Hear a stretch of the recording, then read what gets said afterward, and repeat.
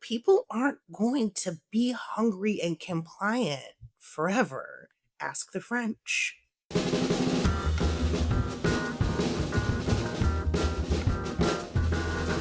Hello and welcome back to In the Meanwhile. I'm Marcus Harrison Green. And I'm Nora Kenworthy. And unfortunately, Marcus, I am not staring back at Earth while floating in a cozy little spacecraft, enjoying being the furthest a human has ever been from Donald J. Trump. No, like the rest of you, I am stuck on this planet and weighed down by the gravity of this week's news cycle. Oh my God, Nora, and what a news cycle it was. If you found yourself this week Googling, does The Hague ever come pick up war criminals? Are looking at prediction markets to try to figure out if we're in a nuclear war. Guess what? You are not alone. Oh, yeah. Or, and I can't even believe I'm saying this on the radio, if you had to Google what is bimbofication, I guess we're all in the same painfully traumatized group chat. This is definitely late stage American Empire, I gotta say. While four delightful humans have been circling the moon and reminding us that decency does indeed still exist, even in zero gravity, the Trump administration, on the other hand, has descended to ever deeper pits of depravity. Trump, as I'm sure our listeners know by now, tweeted genocidal threats at Iran, Yes. but then called foul when Iran threatened to use human shields to protect their power plants. Totally illegal. They're not allowed to do that. He complains. You I'm know, trying out that Trump voice. I'm sorry, folks. it was pretty good, Marcus. It's interesting that now he cares about rules, right? Like, I do have a few small suggestions of other rules he might want to pay attention to. Yeah, there's Uh, the Constitution is called one, I believe. yeah. Anyway. Um, by Tuesday evening, Trump was saved from his own threats of having to do a genocide by announcing a tentative ceasefire, a diplomatic victory, only in that it saved him from having to shout, "I'm serious. I really will turn this car around," from the front seat. I mean, I guess it is good to know that even the White House observes Taco Tuesdays, Marcus. That is, I mean, the one thing that they do observe, I would think it would be that, Nora, I must Yes. say. Also, I just want to make sure that the listeners know that we recorded this before any other zaniness happened. So by the time you hear this, I mean, goodness knows what could be going on. But Yes. So as of many more now, tweets could have yes, happened. as we recorded this, though, there was an announced ceasefire. So fingers and toes and everything else crossed. Yes. Anyway. Meanwhile, the war is burning through voters' goodwill and America's stockpiles at an astonishing rate. Operation Epic Fury has set a record for its use of Tomahawk missiles, using more than the 2003 Iraq War and depleting 4 years of missile supply in just a matter of weeks. Marcus, is America great again yet? Is Oh, it great God. again? It, Yeah. it, it is literally like a 1980s action movie starring Sylvester Stallone, and the guy said that the plot is just as incoherent and inept as those films. It literally is just like they layered on, I don't know, a Rambo 3 or something onto foreign policy here, and here we are. But anyway, Nora, these guys that they are great at crimes. That's true. Great and excellent at war crimes, Yes. apparently too. So anyway, according to Trump, 7 past presidents have been calling him to offer praise about his handling of Iran. So he obviously is doing a séance or something. As there, I believe there are only 3 living presidents outside of, or sorry, 4 living presidents outside of him. There's Biden, there is George W. Bush, there's Bill Clinton, and then there's Obama. So the math is not quite mathing, as people Yes. say. Yes. But I don't know. I mean, he does have a grandiose ego, so maybe he counts him. He counts himself many times, Yeah, there you probably. go. So while Americans were trying to figure out if the 25th Amendment could be invoked by national referendum, most legislators were both silent and on vacation this week. Yes. Several of them enjoying trips to Disneyland or Disney World.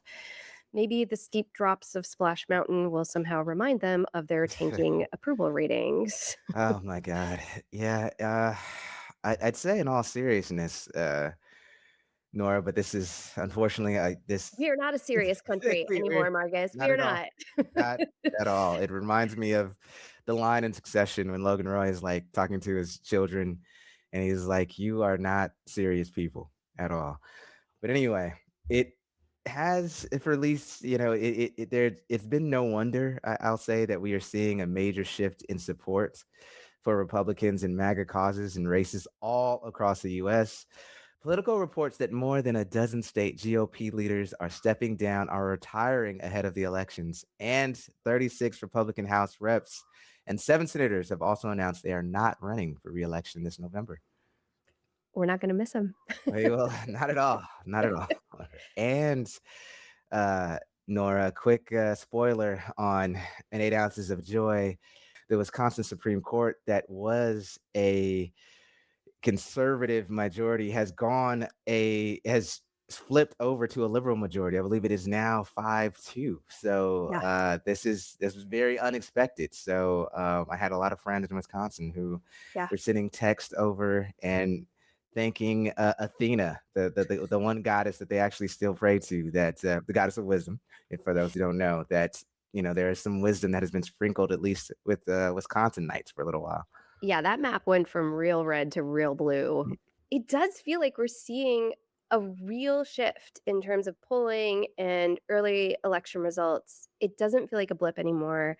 CNN reports as well that Democrats are consistently winning over Republican voters, Mhm. even flipping 5 to 10% of Republican voters in recent Florida elections. Yeah, we saw that, Nora, I believe, in Trump's home district where his Mar-a-Lago club is. You actually Mhm. had a Democrat Even his neighbors win. hate him. Yeah, that's unsurprising, I'd say. But anyway, but I will say it's a shift some have seen coming for a while now. For example, Charles Douglas III of Common Power, who we spoke with a few months ago. I believe we actually did a back-to-back episodes, or first ever. He spoke with us about how voters were increasingly responding to politics as a top versus bottom rather than a right versus left set of choices. Or with Gina Baskin, who talked about veterans discussed at Epstein class governing just a few weeks ago. Mhm. Yeah. So while it has been a week of completely grotesque news in general, um, we want to dig deep on a story that we think provides some hope, a story that symbolizes some of these broader shifts in political sentiment. And it's also a story that's close to both of our hearts because we are voters in Washington state and we've lived it. Yes. And hope, you say, Nora. Well, you know what? This is a story that comes with a history, y'all, of 137 years to be exact. Washington State is, yes, 137 years old and has never implemented an income tax. It's one of the few states in the US to have that notorious claim to fame. And because of that history, Washington has one of the most regressive and inequitable tax systems in the entire country. Like, we can't Yes. even look at Mississippi and be like, "Oh, well, we're better than them." No, Yeah, we're no. not. We're not. Despite our sometimes blue state cred, our tax system is very red. And in 1932, Washington voters actually approved an income tax. And they didn't just approve it, they voted twice in Yes. referendums to make it happen, once to change the state constitution, and then to approve the actual tax, with 70% of Washingtonians voting in favor. Yeah, but at the time, Nora, we didn't have the state Supreme Court that Wisconsin now has, because the state Supreme Court at the time overturned that decision, overturned the will of the people. And since then, the fight to get a more fair tax system in Washington has felt like walking to school uphill both ways in the rain until this year. Yes, this year, as Washington faced enormous budget shortfalls, an outspoken, brave, and motivated group, many of them first time legislators, pushed to raise taxes, calling for a millionaire's tax. For too long, they argued Washington had served as an immense tax haven for the wealthy, and it was time to ask those people to reinvest in the communities that had given them so many opportunities and successes. Yeah, so last week, the so called millionaires tax was signed into law by Governor Bob Ferguson. In itself, it's a major win for progressive organizers, but it also signals broader shifts in how voters are thinking about wealth inequality in the US and how new leaders are emerging to provide creative solutions to problems that once felt intractable. So today we are honored to have Representative Brianna Thomas with us, one of those fearless leaders who helped lead this fight. She represents the 34th District of Washington State and has spent her entire career in public service and community advocacy.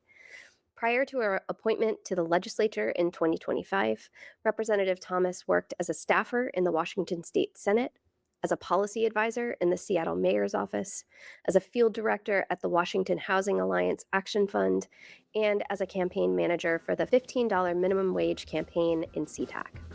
Brianna is a graduate of the University of Washington and living proof that our political representatives can be way cooler than we are.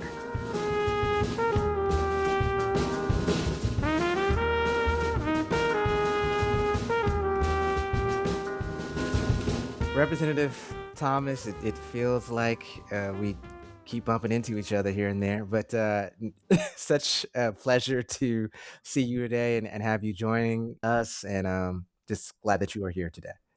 Thanks so much for the invitation. I look forward to the conversation. Of course. Well, so do our listeners. So let's start with a somewhat simple question, although some people are trying to make it hard, I suppose. Uh, what what exactly is the millionaire's tax? Who actually pays it, and why, in one of the richest states, in the richest country in the world, potentially in human history, are working people still paying a higher share of their income in taxes than the wealthiest? And will this law actually change that? Okay, so super not at all esoteric question for the jump off. Fantastic. The millionaire's tax is a tax on people who earn $1 million. So that's wages. That's not your home. It's not your boat. It's not your second home. It's actual wages that are coming in the door in a calendar year. So the first $1 million is not taxed. There's a 9.9% tax rate for the million and first dollar. So you make $1,001. I, as the state, get 10 cents on that first dollar and then subsequent taxation moving forward. Who pays it? People who make $1 million or make $1 million in a household. So if that's not you, it's not for you. It's pretty, the math on that one, we tried to keep real simple and congruent. Less than 1/2 of 1% of Washingtonians will pay this tax. That's 1/2 of 1%. If we had pennies anymore, it would be less than that percentage wise. And to your third question on why in the richest state, in the richest country, in the history of the course of human events, working people are still paying more than people who have access to capital that's able to be made manifold to exponential levels of largesse, because greed. I'm just going to go. Greediness is still with us. It's one of the 10 deadly sins. It's a really popular one. Sorry, said there's only seven, but it's up there. And I think that it's continuing. I think people who have more money than sense or what they know to do with that money are used to the lifestyle they've become accustomed to. They see how the rest of us live. They see what it's like to have to take a bus to multiple jobs while you can't find childcare, while there's not enough money to put the gas in your tank, and the cost of milk continues to rise. And that's just simply not for them. They don't want to be us. And that's why it continues. Hmm. So, just to clarify for our listeners who somehow haven't heard this in the course of events over the last 3 months, Washington State is one of the most regressive tax states in the nation. When you look at the numbers, I think it's low income households that are paying about almost 14% of their income in taxes versus, 14 to 17%. Yeah, right, versus what, like 4% for the top 1%. that's correct. The top So, half of percent, the top ugh, half of 1%. so I mean, in addition to greed, what does this really say about who's been sort of carrying the systems in our state, and really financing what we all enjoy? Yeah, so I think that's a really great question, Nora. Working people are already paying for the fabric of our society. We're getting them at the gas tank, we're getting them at sales tax, we're getting them at the average cost of living. So the infrastructure and largesse that we enjoy as Washingtonians were brought to you by working people. not by the millionaire class, not by venture capitalists, but by a history of timber miners, of agriculture, of fishermen. I mean, we could even go back to the gold rush a little bit. The guy digging the hole was making more money for the state of Washington than the guy selling shovels. Like that is how our economy was built. It was built off an agrarian society and has failed to catch up with the fact that we're now living in a tech based world and we're dealing with income that is literally, I don't know about you, but my ninth grade math tried to teach me about imaginary numbers. We've got crypto at this point, which is made up money on made up money on made up money. I can't even keep up with how much of it's made up. But I do know that real dollars in working people's pockets are what's lining the streets of Washington right now. It's what's keeping the water potable. It's what's keeping the lights on. It's what keeping our elders housed and fed. Disproportionately, the working poor is working the hardest to take care of this community. And it's been that way for 93 years. I'll say as somebody who's lived in Washington, most of his life, I believe it was what 15, 20 years ago when there was an effort to have an income tax again on the wealthiest folks that ended up being defeated, and in large part because there was this narrative that, oh, this tax will come for you. We're taxing job creators. This is taxing success. But now, 2026, we've seen this tax go into effect, and we've also seen, I think, so much of the public sentiment be behind taxing, centimillionaires and billionaires, essentially the wealthiest of our society. And so, I want to ask you, what do you think led to this shift in sentiment? Both we know we have seen it, yeah, of course, locally, but also nationally. I mean, and also in other states like California, with them considering a wealth tax as well. Yeah, I think people just woke up and realized they don't have to fear the government coming for them because I'm already in your pocket. Like, I have to recognize as being part of an institution that I have to be responsible for institutional actions, right? As an institutional member and participant, I am already in your pocket to the tune of 14 to 17% of your take home earnings every year. So you don't have to worry about me getting there. I'm already there. What I'm trying to do with the millionaires tax is right size whose pockets I'm getting into and getting into those pockets that are only putting out 4% roughly per year. And I think that the reality of the cost of living going up, having a president that promised tariffs that were going to lower costs and increase opportunities, didn't land, promised us not to have a war, didn't land, promised the lowering of gas prices, didn't land, bro. So I think all of those things rolling together have had people have to take a look and be like, who do I believe? My bank account at the end of every month or your lying narrative that tells me that somehow it could still get worse and that the institution that's trying to bring this equity forward is actually the villain, not the guy already sitting on a pile of money, Scrooge McDuck style. Um, so let's talk about the kind of the elephant in the room of this conversation around a wealth tax, because I think it is a wealth tax. It's not really an income tax for most of us.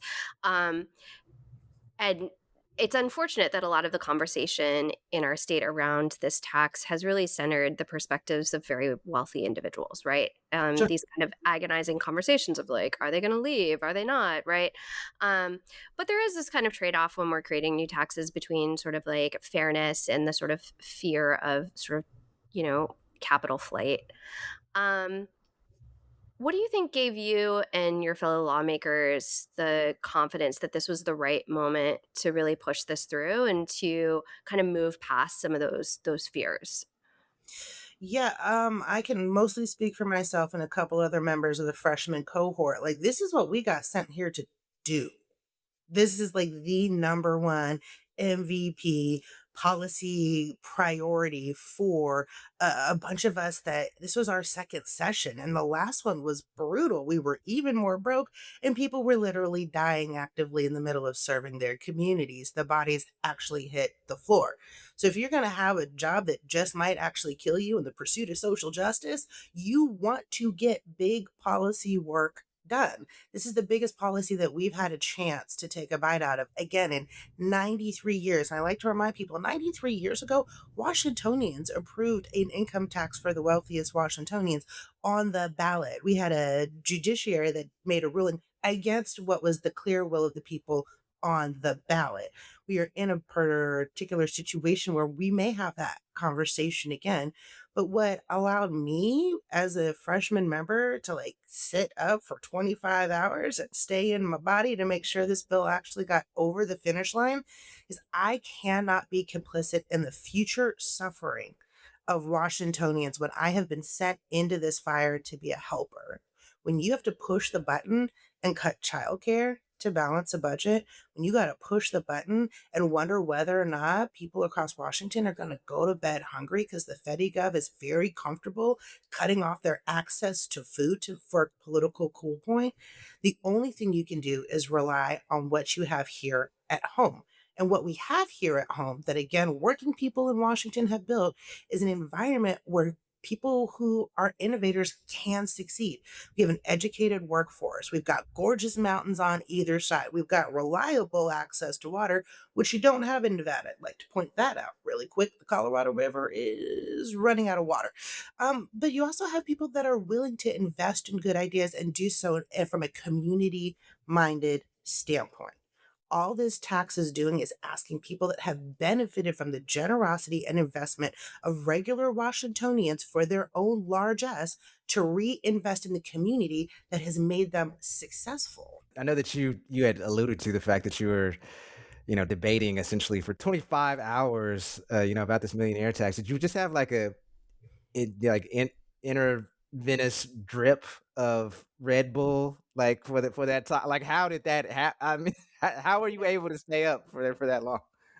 Yeah, so my go-to beverage of choice for extreme governing, is an Arnold Palmer.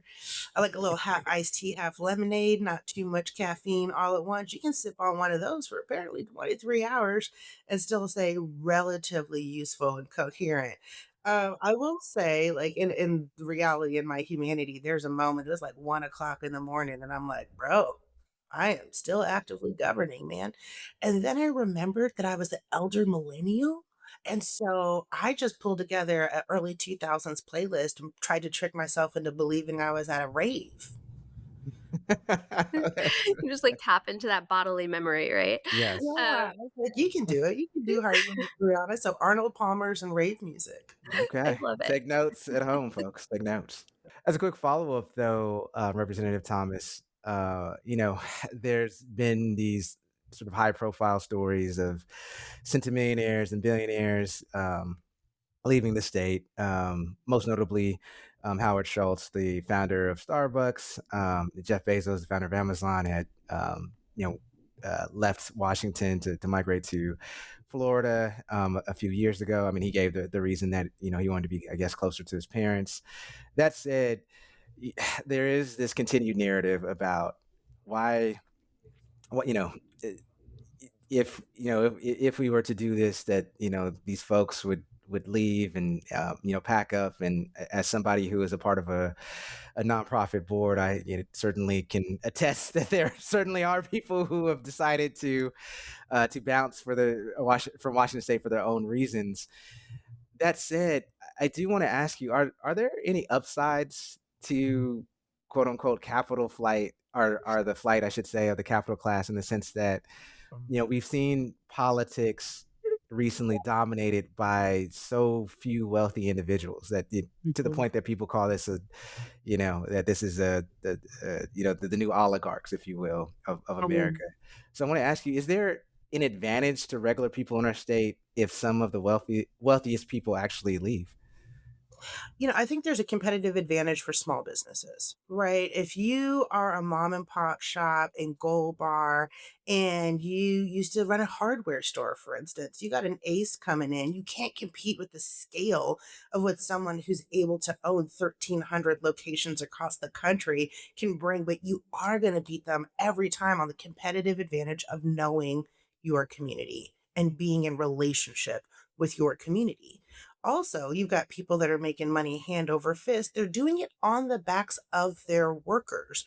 They're doing it with suppressed wages. They're doing it with limiting access to healthcare. They're doing it with limited hours. They're doing it at the cost of working Washingtonians. If you have to rely on the state of Washington for healthcare or for food benefits because your full time employer isn't meeting your needs with livable wages and respectable working benefits, then you're already costing me more money. It's expensive to have rich people in your community because they're some of the greatest extractors from your community.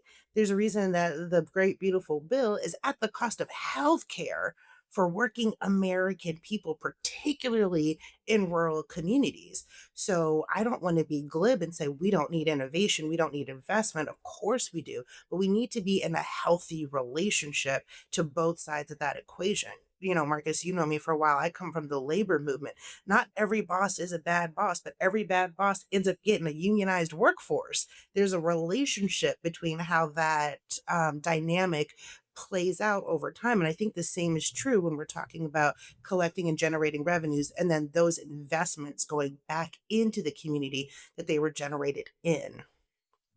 Yes, amen to that. Um, well, you know, as I mentioned, this conversation around the impacts of the tax has obviously been heavily dominated by wealthy individuals. But I'm curious, like, what are you hearing from your own constituents? Like, let's elevate the voices of everyday Washingtonians. How are they feeling about these taxes? I gotta tell you, man, the fight in 34th is so down to clown on this tax. Like, Vashon Island is hype right now. They're losing it. The Quakers are going crazy out there. I'm lucky to come from a very progressive district, which means I get to take big votes and I get to take leading votes for Washington State. But regular working people, it is an issue of fairness. If you're on the packed sweet, sweet sea line going into your job downtown, is it fair that a multi-million or billion-dollar corporation has a lower tax rate than you? And the answer is just simply no. I think that people look at Washington as a progressive bastion or a true blue state. If you dig down into it, we're as purple as you're going to get. There's a whole bunch of libertarians out there in these streets, but they also believe in fairness. So I think actual working people on both sides of the aisle across the political spectrum understand that the system we're operating in Washington and federally is no longer a fair system. We are not holding up to our constitutional mandates here in Washington. We can work harder on funding K through 12 education. That there's never going to be enough dollars for that because our kids deserve the world. But at the federal level, we are not holding up to our constitutional mandates of the ability for every American to pursue their dreams. Like it's I worked on the $15 minimum wage campaign back in 2013 at SeaTac, and I would knock on doors for people that I could not convince them the system was rigged. They were never going to be millionaires. And so when you're looking at, they're never going to own these multinational corporations. So they don't need to be invested in suppressing wages because the system's already rigged against them. People don't want to take a look at that. That's the reality. That's what we're trying to undo. We are trying to undo a system that is working exactly how it was designed to, which is to suppress working people for the benefit of a few. And that few is getting smaller and smaller all the time. I mean, I do think what a lot of Washingtonians can see around them right now is the lack of investment by the state that you're really pointing to, not just in our schools, but in our healthcare systems, and even where I work at the University of Washington, like it's not good. And a lot of us can really feel the absence of that tax revenue, quite Mhm. honestly, in the things that we can't afford. We can't afford school lunches for every child, right? Other states have nicer stuff than we do, and we certainly have the people who can pay for it. So I thought it might be good for us to just kind of walk through some of the things that this tax is actually going to pay for. Like, how is it going to meaningfully impact and improve the lives of Washingtonians? Yeah, well, there's something for everybody in this system. Thank you for asking. Fantastic question. Yeah, we are going to start with feeding children. Big priority for me. I want Yay to children. that. Kids get food. We all agree that children should get food. So free lunches for every student, breakfast for every student. And I'm just gonna have a little tangent here. It's like, so, but what about the kids whose parents can't pay? We're picking children now. Why don't we just make sure everybody gets a banana and move on with our day, shall we? Can we just have banana equity for the children of Washington State? Thank you so much. We're also lowering costs on everyday groceries. So you should feel that in your pocket immediately. I talk about being in the pockets of Washingtonians.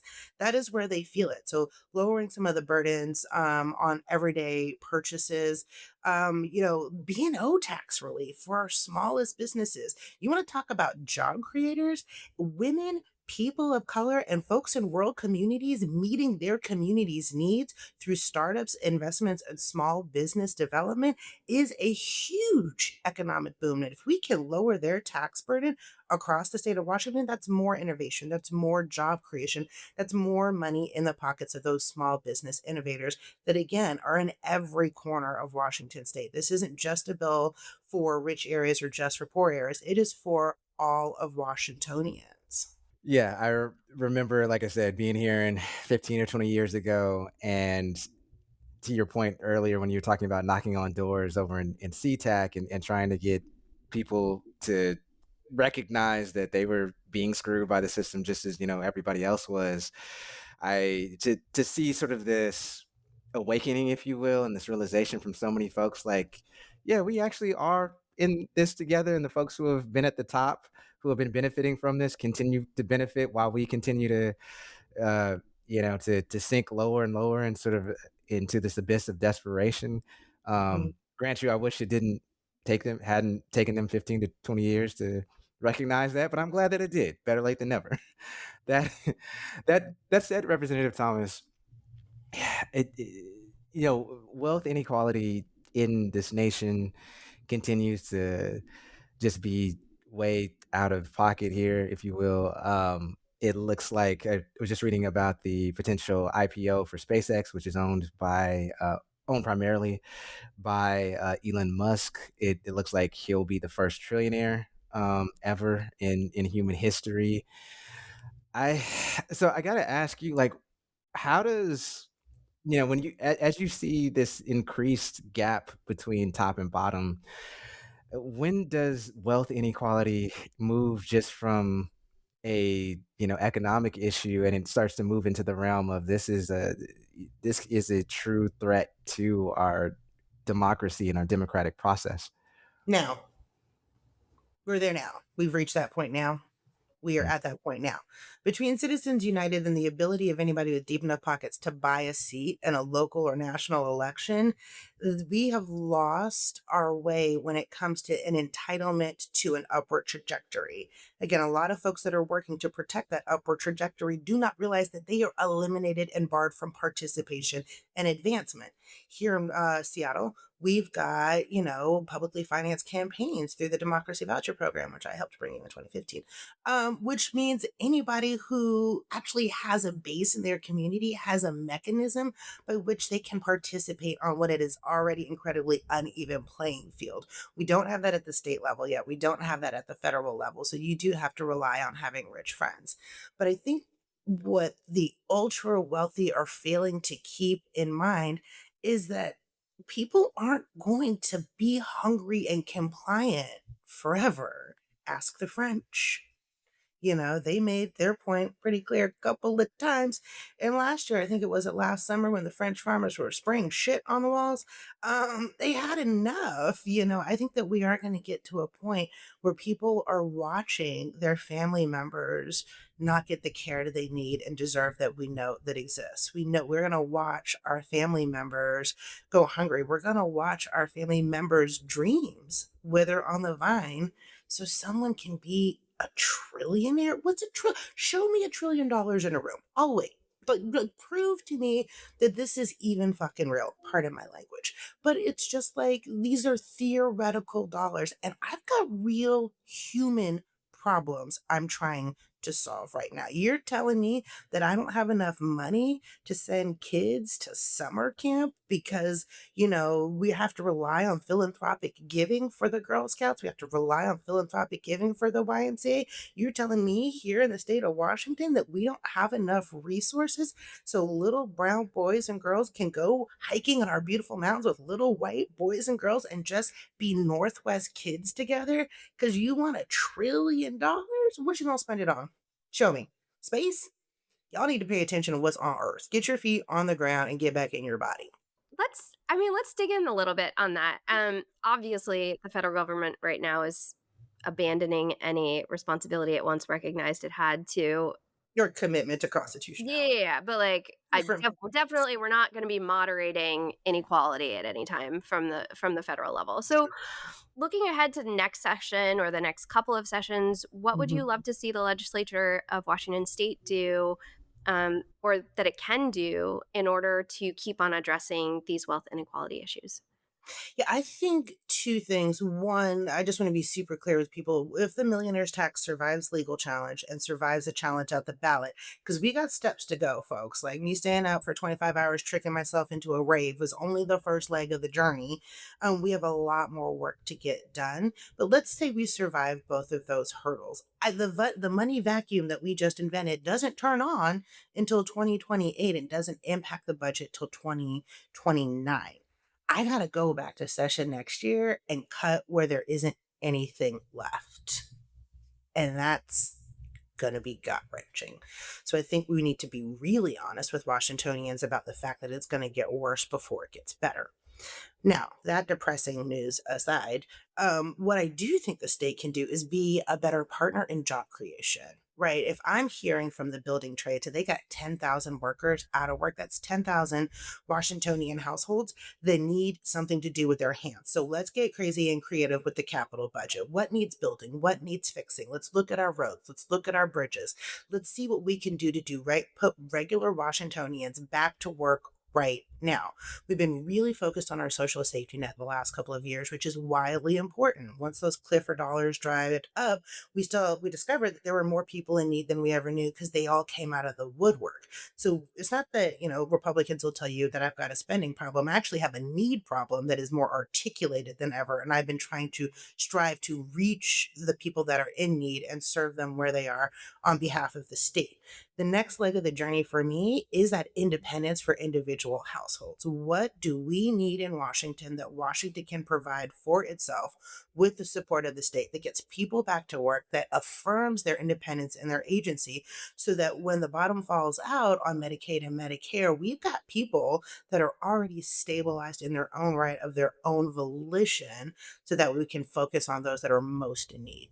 I do want to ask you, just because I hear it a lot from our listeners, with DMs or so forth, that they still feel like this system overall in this country is rigged, right? And they have no idea on They're right. how to fix it, right? Yeah. And you've not only been an elected official, but as you pointed out, you've also been an organizer. You've seen this from every vantage point at this Mm. fight, and it truly is one battle after another. And so I want to ask you, for those folks who believe that this is rigged, there's nothing I can do, and they're starting to grow somewhat apathetic, what would your advice be to them in terms of how you show up, for these issues, and what that looks like, in sort of practical terms? Yeah, I think that we're dangerously close to disempowering ourselves. Right. We're almost on the verge of giving up the agency and empowerment that we have inherently as Washingtonians and as Americans. All power stems from the people. Right? Like that's where it all comes from. So if we as the people decide that we're gonna go a different way? God damn it, we are. I don't know. Minneapolis in the middle of winter after they'd killed 2 Americans was a clue. They did not disempower themselves, and that's what these systems rely on. They rely on you being too hungry and too tired and too distracted and too frustrated and too apathetic to go stand beside or with your neighbor and affirm their rights, their right to private enjoyment, their right to bodily autonomy, their right to exist in a world where masks marauders don't get to just fucking disappear you. Pardon my language, your poor person's gonna have to mute a lot of that. But I think that we have more power than we recognize, and the apathy is creeping in, and we are convincing ourselves that we are powerless. Marcus, you met my dad, Nora. I would love to introduce you to Papa G sometime. That dude raised me to be egregiously over empowered. I might have accidentally grabbed somebody else's, but I believe in me and I believe in you and I believe in what we can do together. And the first thing we have to do is recommit to the fact that we absolutely can make a difference. We're the only things that can make a difference, and we have to stay engaged. Now, that doesn't mean that, everybody needs an inflatable frog suit for every Saturday night outside of their personal ICE detention facility, but you can do little things to help your neighbors that make them feel better. Do you have a neighbor that maybe is undocumented and is nervous about going to the grocery store because the Gestapo's in the streets? Do a grocery run for them. Take their kids to school. Make sure they've got their medications. Bring them over to your house for dinner.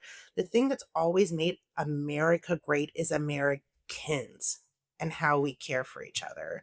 Again, in the fight in 34th where I live, like, I know my neighbors. I know the people on my bus. I have been elected because they all feel like they know me and they don't always agree with me, but they know I'm going to show up and they know I'm going to be honest. And we have lost that muscle memory for each other. I don't think we ever recovered from COVID. We didn't really talk about all the social cohesion we lost. And let's be real, Seattle's already a little bit of an icy place. So I think being intentional about reaching out to your neighbor and saying, I care about you. Let's go fuck up the people trying to fuck us up is the first thing we got to do. Yes. Um, you mentioned that this last legislative session got off to a really hard start. It was grim, I think, for most lawmakers. I remember Senator June Robinson came and talked to my class of graduate students in the first week of January and was just sort of, she's chair of Ways and Means and was just sort of like, buckle up, like it's going to be a really rough year of cuts. And, we're facing more than a $4 billion deficit at the beginning of this session, rising costs from, programs that are losing federal support as well. Yeah.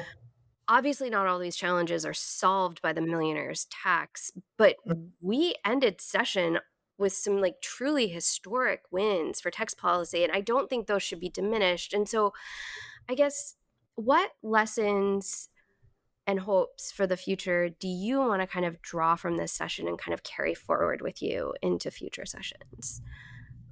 I think a new day is coming. I think a new style of leadership is coming. Again, I talk about my freshman class all the time. People are over it, but we are indeed feral for justice, bro. We will Yes, not be denied. lesson. So we just won't be denied it, whether it's housing justice, whether it's dealing being in good relationship with our law enforcement communities justice, whether it's transportation justice or economic justice, racial justice, justice for gender identity, whatever it is, we're rabid for it, and we know that continuing to do business the way we've been doing it is going to get us the exact same results, and that's not what any of us are here for. I think that you will see people that are a little more outspoken in the coming years. I think, Representative Hill's quote DMX on the floor, bro. Like, we just have turned a corner on how we have a conversation with our community that is more authentic, that is more up to the minute, that is more centered in how humans actually talk to each other and less labyrinthine, bureaucracy, so that I feel like I'm talking above you instead of with you. We have less lawyers than we have historically. You can tell by the press releases. Again, they're starting to sound like actual humans. Love that. But I think just the approach. I think people are also asking for more honesty in who we are as people. And I think elected officials are slowly becoming decommodified And so the less of a product I have to be, the more a person I get to be for my community. Yeah, I do want to ask, because we do have state legislators from other states who listen to our show. We have folks in other states who listen to our show as well. And Hey, y'all. for those for those folks who are like, would love something like the millionaire's tax in our state, or or love to really try to tackle income inequality in our state. What Mhm, advice do you have for them in terms of just whether it's outreach, community building, coalition building, mhm. knowing that some states, even though, as you said, Washington is purplish. There are certainly states who are red and reddish, and yet there is still an appetite, right, for basic fairness, as you said before. Yeah, I think a couple of things are really important in any conversation, but particularly one about people's money. Nobody needs to be a villain. I don't think people are villains just because they're rich unless they're trillionaires. But I do think that everybody wants to see themselves as part of a solution, right? So we sat through 81 amendments. That's like a lot of ideas to be part of a solution, bro. And so, like, recognizing simply the scale of opportunity to bring people together, everybody can be a hero at the end of the day. You don't have to say that somebody is a bad person because of their positionality. They may be a bad person because they're not taking actions with you toward equity. So, like, let's let that be the bellwether of where somebody is in terms of a moral value. Because we can all see a problem, but if you don't do anything about it or you make it worse, that's where it kicks in for me. But again, just straight up old school organizing, you would be amazed how far you can get with a task list of starting and completing tasks. People get stuck, I think, in the analysis paralysis and it all feels too big. Just start small, do something little, meet with your church group, talk about it with your neighbors, ask your postman how their needs are doing and whether or not they're getting the tax refund they expected while being a public employee. It's the little things that build on top of each other. And then you have to have some folks that you do put trust in to go in to be your gladiators on those big fields of battle. We stayed up for 25 hours, guys. I'm 44 years old. I was exhausted. But I knew that this was the battlefield that I had been entrusted with. And I think that a lot of times people think that they're not up to the task of being the gladiator for their community. Stop telling yourself that. Because if it's not you, then who? And if it's not now, then when? You might be exactly what your community is waiting for. So don't wait for something that's looks like what the answer is supposed to be when you might just be the answer exactly how you are. Yes. And bring a good playlist, right? Gotta have a playlist. Multiple playlists. Well, I know you got to run really soon, but I'm just going to try and squeeze in one more question here. Sure. So, if we look ahead 10 years down the line for Washington State, what does success look like from this bill? Not just in terms of like state budget sheets, but really in terms of people's lives. Like, how does this meaningfully look in people's lives? We don't have to choose between repairing schools and roads. We don't have to choose between housing and medicine as Washingtonians. We don't have to choose between a 3-day trip to Chelan and making rent because everyone's tax burden has come down. We can actually enjoy the beautiful, wonderful place that we live with less concern about simply existing in a beautiful place. I'm looking forward to a Washington that people are thriving, where we are innovating. I'm talking about some creative community come ups, right? Give me some artists that are thriving. Bring me a second round of Nirvana, literally and figuratively. Like, I think that that's what the opportunity we're striving for is meeting people's basic needs so everything doesn't have to be so basic, so we can be as extraordinary as I know we as a community are. And also the state gets a little bit less in your pocket because we've evened that out. Awesome. Well, Representative Thomas, it was such a pleasure, and thank you so much for your insight, for your work, and for you just, yeah, showing up every single day. I know that. Around the clock, Yes, apparently. yes, absolutely. Well, thanks so much for having me on. I've been listening to you guys since you started, so I'm just very honored to be invited. And when you see one listener from Arizona, it is my dad. Awesome. You are welcome back anytime. This was great. Absolutely, absolutely. Thank you so much. Thanks. Bye.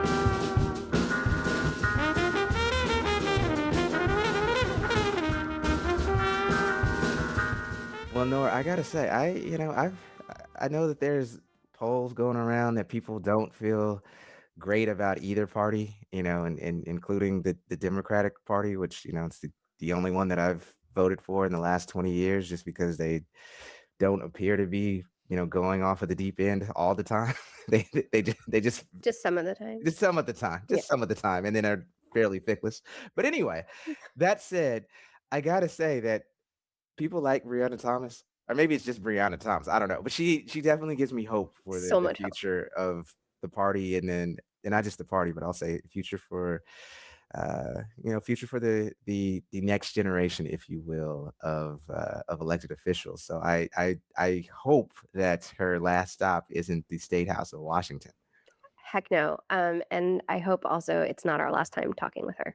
She's really fantastic person, and we're so lucky to have her serving our communities. And she is what they call these days a day one, meaning that she has told me this numerous times, that she has been listening to our podcast since the very first episode. And so, it's great to also have somebody who is a fan of the show come on and actually be interviewed by us. So Yes. this was semi meta, but also just a wonderful conversation. Yeah. Well, that was a lot of joy. Should we turn to 8 more ounces of joy? Yeah, let's squeeze out as much as we can, Nora. You know we Okay. need it. Let's overdose on this All joy if we can today. right. Well, mine, I think, is probably shared with lots of listeners. It's been really fun to watch the Artemis mission Mm, this week. yeah, Not just the gorgeous photos, but I've been thinking a lot about this this thing that we know about astronauts, which is almost universally, if you ask astronauts who've sort of gone to space, like what it's changed for them, what how it's transformed their lives. They really don't talk about zero gravity or the science of it or anything. What yeah. they talk about is the profound spiritual experience of looking Mm, back at the earth and seeing it, first of all, as just a single beautiful blue spot, yeah, and how much it changes their perception of what the earth is and their connection to it, and the fact that we are all residents of this one tiny planet. And they also talk about how much it's changed their perception of how important it is to protect this beautiful place that we have the luck of residing on. And I've been thinking a lot about that this week as we've been kind of provided with these really beautiful shots looking back at the earth, and just kind of hoping that more of us have this perspective shift, because I think certainly we need it right now. Um, absolutely, and absolutely. and I tend to be fairly sort of skeptical of like space travel. I think it's basically like a distillation of space colonialism, and money could be spent better elsewhere. But even I have been swept up in the joy of these images, and of just feeling slightly more connected to my fellow humans for that reason.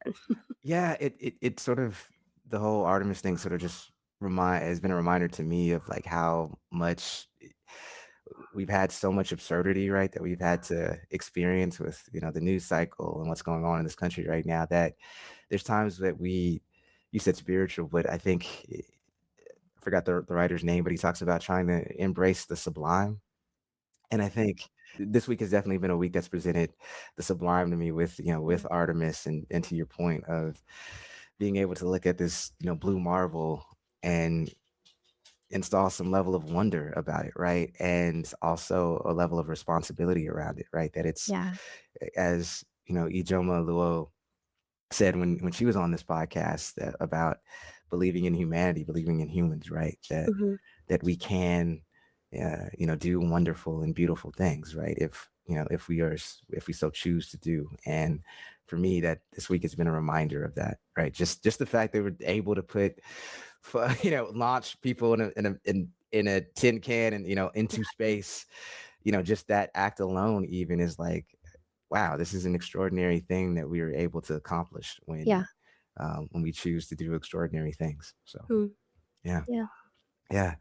Um, well, my 8 ounces of joy, Nora, is literally more grounded, I guess, here on Earth. As many of our listeners know, I my household is a mixed Jewish and atheist household. So Easter is not something that we are so super jazzed about, but my sister Latanya, she is a extraordinary cook.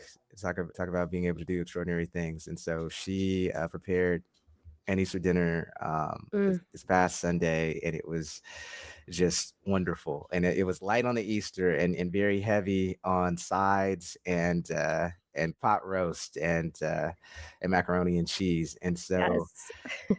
my just with my schedule being as busy as it is, I don't get a chance to see my great nieces and nephews as often as I'd like, and they range in age from 3 to 7. And so I brought my dog, my Australian kettle dog, to the dinner with me, Arlo, and he can be an asshole sometimes, but it was just such it just gave me such joy to see him around my great nieces and nephews who they don't have a dog, and so for them to sort of view like this dog who was almost like this, I don't know, this foreign creature to them, and like to discover that they could, pet him and he'd be fine, and they could, and how to feed him, and then how to Mm, throw him food. And it was just, and they would giggle when he would, launch in the air to get a piece of meat that they had thrown in the air, and and that the fact that he would lay down next to them and they could pet him and he would, be okay. It was, I don't know, it was like seeing these everyday actions, right? But through a child's eyes, and yeah. like the Oh, joy of, and I guess they call it beginner's mind or whatever have you, but just the joy of first. And mm, there's times that I think, particularly with the heaviness of what is going on in the world, that we forget these simple joys, right? yeah. And we forget to detect them, I think, at times. Yeah. And so to be able to just experience that, and yeah, and to just be around family and friends and food, it was I those are things that I know in my life, just with a busy schedule, and I'm sure this is true of many people, including many of our listeners. We take these things for granted, and it was just a reminder to me of not taking these things for granted and trying to be present, when Yeah. those events occur. So Yeah. yeah. Oh, I love that.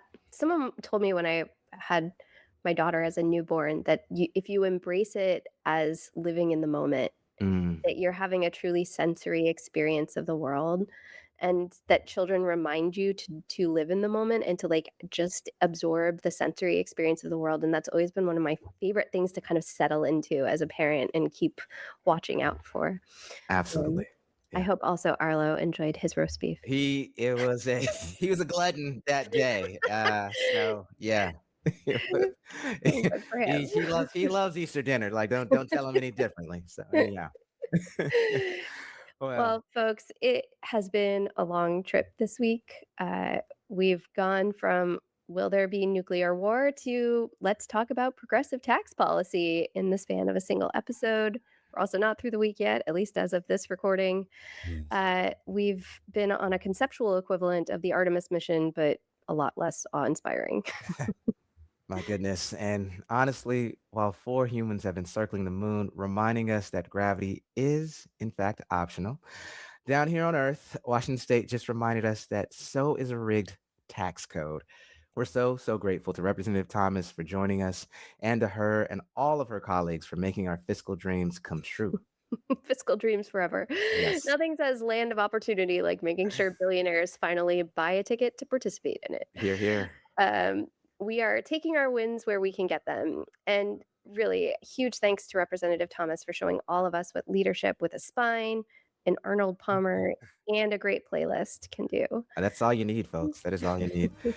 Big thanks as well to our producer, Jessica Partnow, who keeps us both in orbit, and to our own playlist fave and music maker, Aham Alua. One thing we know for sure is that this podcast is not supported by millionaires, Not at whether all. or not they pay their taxes. So we very much do depend on you to keep this steady stream of brilliant sarcasm on the airwaves. Head to inthemeanwhilepodcast.com to subscribe or make a donation to the show. Yeah, you can catch In the Meanwhile on Wednesdays at 5 p.m. on KVRU or wherever you stream podcasts when you're too tired to riot, but too bitter to log off.